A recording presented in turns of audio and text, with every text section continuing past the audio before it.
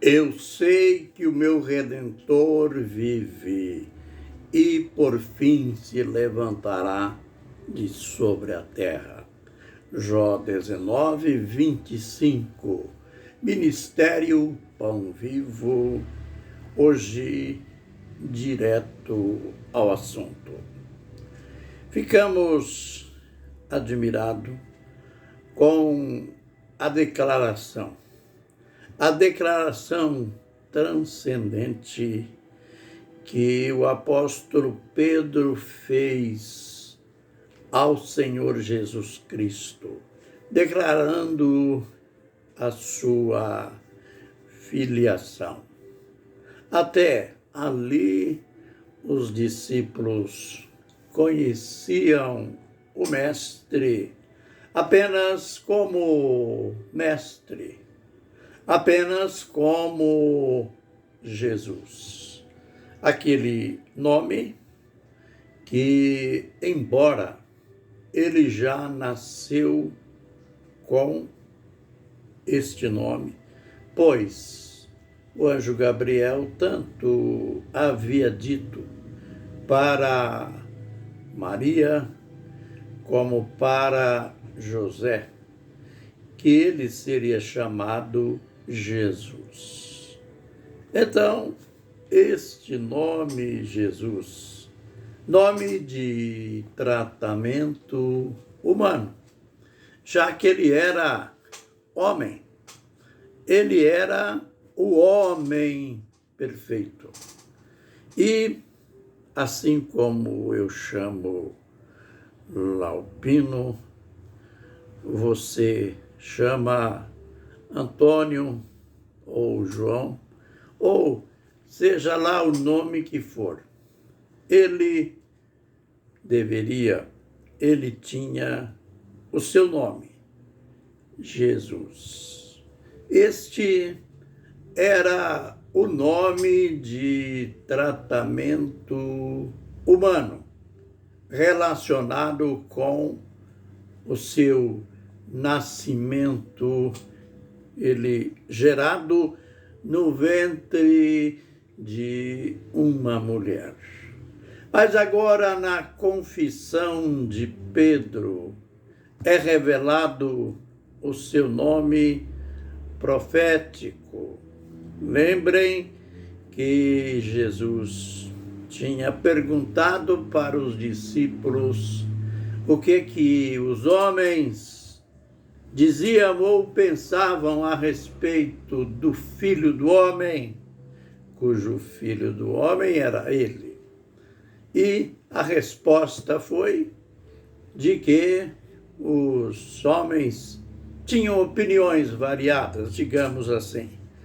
E, na realidade, Jesus estava interessado em saber o que eles pensavam, o que os discípulos achavam que Jesus era. Foi, então, que ele se dirigiu a eles. E vós, quem dizeis que eu sou? E Pedro, prontamente, na revelação do Espírito Santo, disse: Tu és o Cristo, o Filho do Deus vivo. Jesus, admirado, disse: Não foi carne nem sangue quem o revelou, mas meu Pai que está nos céus. E é interessante, após esta revelação, que hoje na imprensa seria noticiada como uma bomba, uma novidade. Olha que coisa estranha. E então Jesus pôs um freio, Jesus pôs uma regra naquilo ali. Mas não digas a ninguém. Você notou? Aqui tem uma lição. para a nossa vida espiritual. Tem revelações de Deus para as nossas vidas que outros ainda não estão capacitados a saberem. Normalmente nós somos apressados em contar, em dizer para os outros aquilo que Deus nos revelou, seja numa experiência com o Espírito Santo, seja numa revelação da sua palavra. Aí assustamos porque as pessoas não creem no que falamos, no que ensinamos, no que pregamos, mas, quem sabe, nós violamos esta regra didática aqui dentro da revelação. Não diga para ninguém que eu sou Cristo.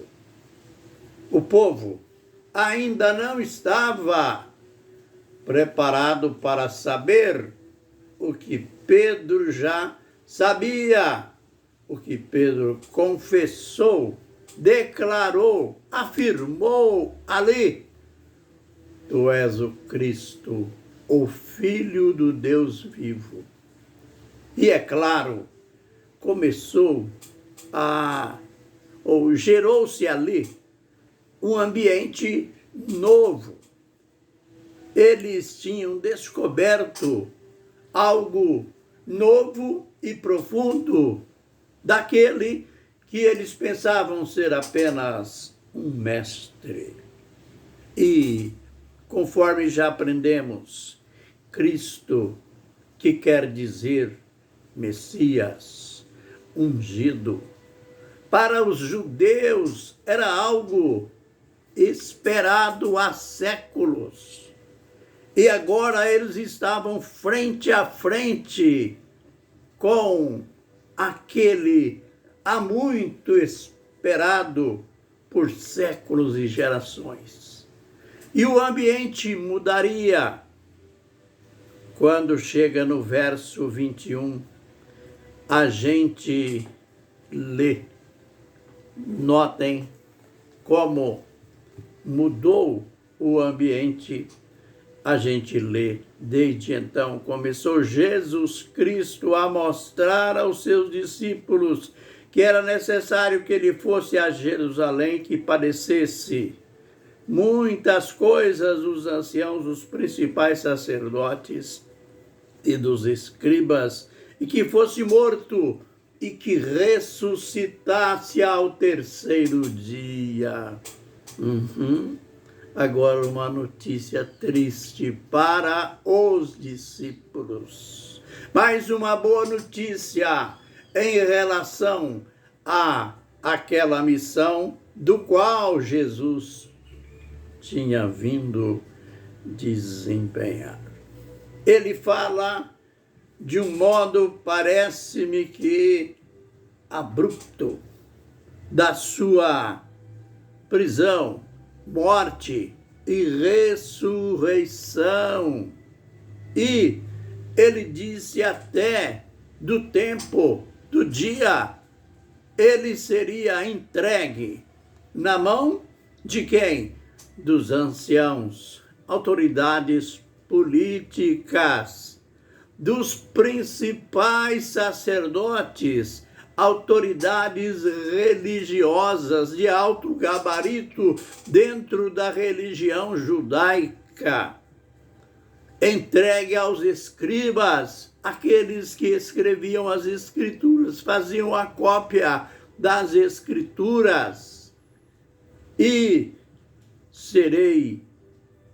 eles irão, ou eu irei padecer na mão desses homens. Eles vão me entregar na mão dos gentios. Eu serei morto e vou ressuscitar no terceiro dia. Olha, a notícia foi tão impactante que Pedro interveio querendo alterar as coisas. Nós não iremos entrar nesse detalhe agora, mas é bom a gente olhar as primeiras palavras do verso 21. Desde então, fala de tempo. O que quer dizer desde então aqui? Quer dizer que desde aquele momento que eles receberam a revelação que Jesus era o Cristo, até Mateus aqui ele não diz apenas Jesus, mas Jesus Cristo. Desde aquele momento em que os discípulos receberam a revelação de que Jesus era o Cristo, de que Jesus era o Filho de Deus, houve uma mudança brusca, porque Jesus fez como nós usamos muitas vezes, quando estamos numa conversa, numa palestra com alguém, e nós dizemos, vamos mudar de assunto, e logo a gente começa a falar em outra coisa, mas muitas vezes esta outra coisa não é realmente uma mudança de assunto, é algo pertinente ao que já estamos falando, mas dentro de uma intensidade menor. Aconteceu assim com Jesus. Era sair de uma boa notícia: tu és o Cristo, o Filho do Deus vivo, para uma notícia humanamente triste: eu vou subir a Jerusalém. E é necessário que eu suba a Jerusalém. E eu vou ser entregue aos anciãos, aos principais sacerdotes, aos escribas. Vou padecer, porque eles vão me entregar na mão dos gentios. Eu serei morto, mas vou ressuscitar no terceiro dia. Aleluia. Note que está sendo desvendado aquilo que temos aprendido, aquilo que já vínhamos dizendo, que Deus precisava de um homem perfeito para salvar o homem caído. E aí está o homem perfeito. Perfeito porque não era filho de José. Era filho do Deus vivo.